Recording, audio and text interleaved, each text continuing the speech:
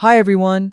In today's video, I'm going to show you how to insert an image into a table in PowerPoint, a creative way to make your slides more engaging and visually appealing. Let's begin. First, open your presentation in PowerPoint. Go to the Insert tab at the top of the screen and click Table.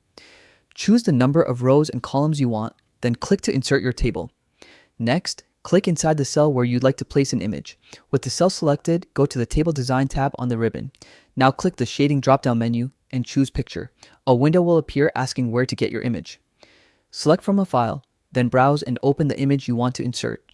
Your image will now appear right inside the selected table cell.